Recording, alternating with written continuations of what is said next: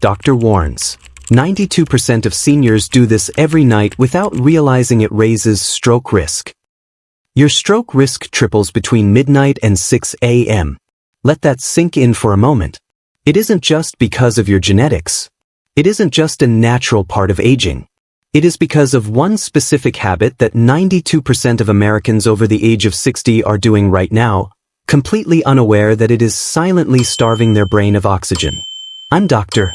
David, a physician specializing in geriatric health. Over the last 15 years, I've sat across from thousands of men and women who came to me terrified after a mini-stroke or a TIA. They were confused. They felt betrayed by their bodies because they thought they were doing everything right. They ate their vegetables, they took their walks, and yet, they woke up unable to move their arm or speak their own name. Today, I am pulling back the curtain on the medical community's best-kept secrets regarding nighttime safety. We are going to discuss 7 habits that are quietly damaging your brain while you sleep. But more importantly, I'm going to give you the simple, science-backed solutions that can reduce your risk by up to 68%. But before we dive into these life-saving details, I want to invite you to join our global health community. If you want to protect your independence, keep your mind sharp, and live vibrantly into your 90s, click that subscribe button and turn on the bell icon right now. Your support is what allows me to continue sharing this vital information with seniors all over the world. To understand why midnight to 6 a.m. is so dangerous, we have to look at the chemistry of your blood vessels. After age 60, your body undergoes a dramatic shift.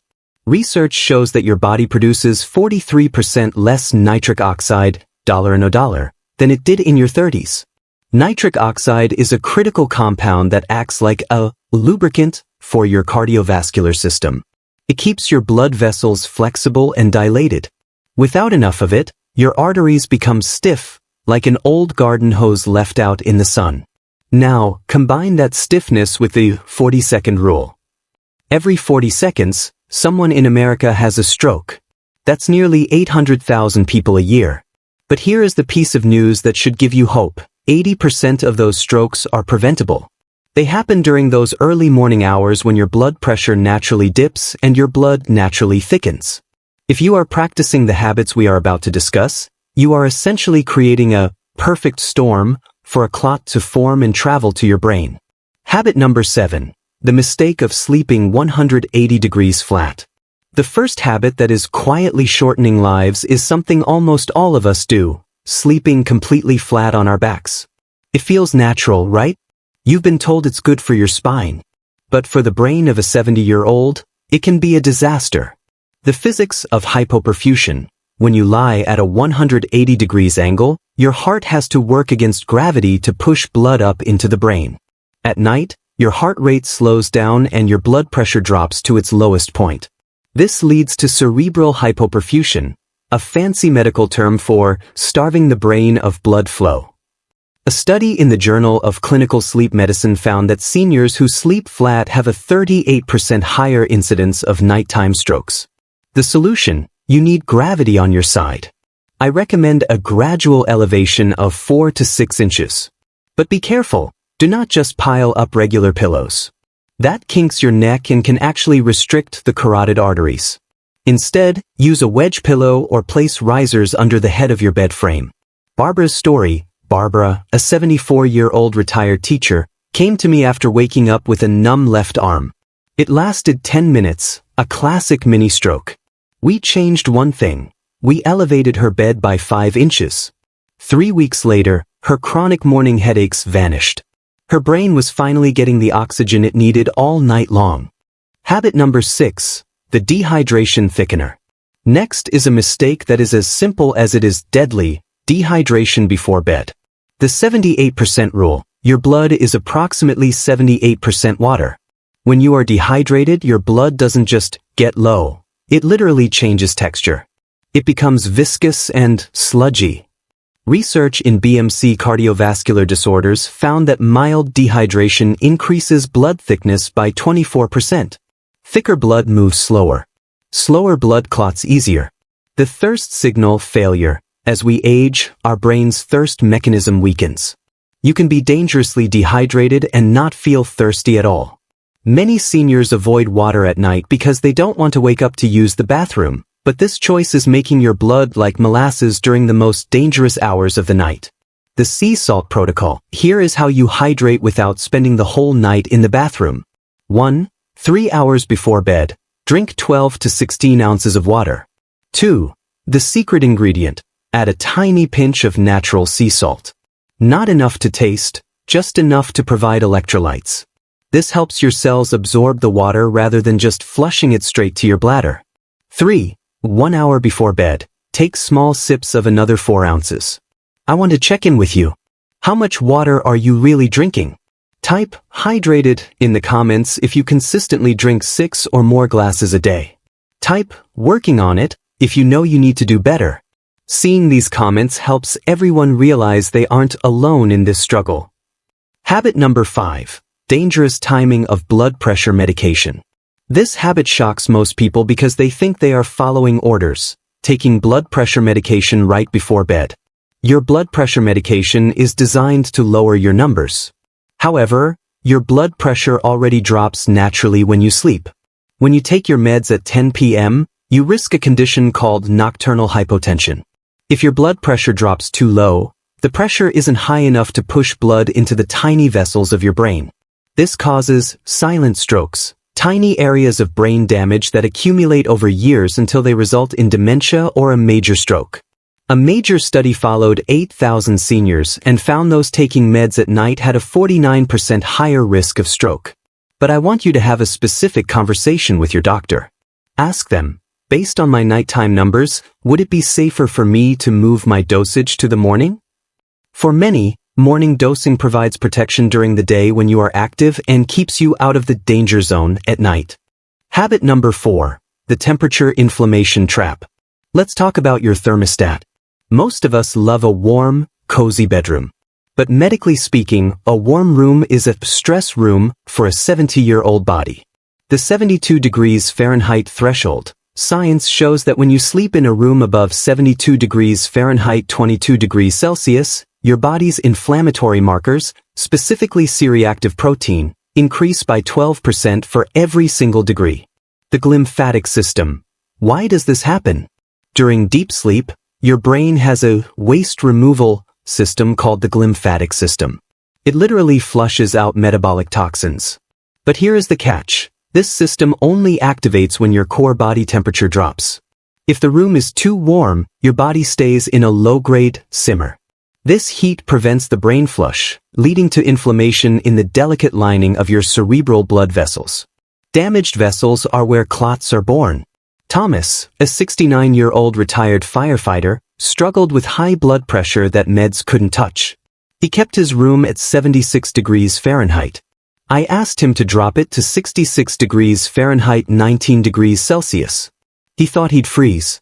Instead, his systolic blood pressure dropped 12 points in 2 weeks.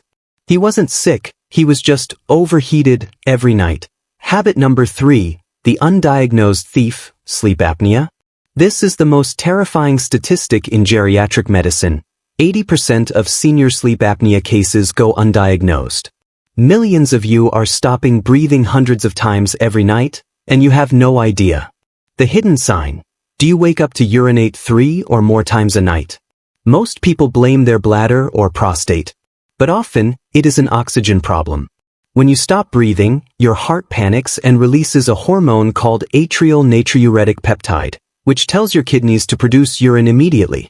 The 437% risk. Every time your oxygen drops, your blood vessels experience microscarring. Over time, this damage increases your stroke risk by 437%. This isn't just snoring, it is slow-motion suffocation. I need to know the truth. Do you wake up feeling exhausted even after 8 hours of sleep? Type yes in the comments right now. If I see enough yes comments, it's a signal that you need to ask your doctor for a home sleep study. It could be the most important test of your life. Habit number 2, the midnight ruminator and cortisol spikes. We've all been there, lying in bed at 2 a.m., worrying about your children, your finances, or your health. This isn't just thinking, it is a chemical assault on your brain. The chemistry of worry. When you ruminate, your brain stays in fight or flight mode. It pumps out cortisol and adrenaline.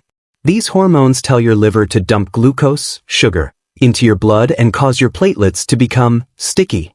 Sticky blood plus high sugar equals a perfect recipe for a midnight clot. The Worry Journal Protocol. 1. 30 minutes before bed, write down every single worry in a dedicated notebook. Every fear, every to-do. 2. The physical separation. Close that book and leave it in another room. This tells your brain, the problems are safe in the book. They do not belong in the bed. The 4-4-6 breathing technique. To flip the switch from stress to rest, use this. Inhale for 4 seconds. Hold for 4 seconds. Exhale slowly for 6 seconds. That long exhale is the kill switch for cortisol. It tells your nervous system that you are safe. Habit number 1. The late night snack, the 500% risk. We have reached the number 1 most dangerous habit. It is the innocent bowl of ice cream or the crackers before bed.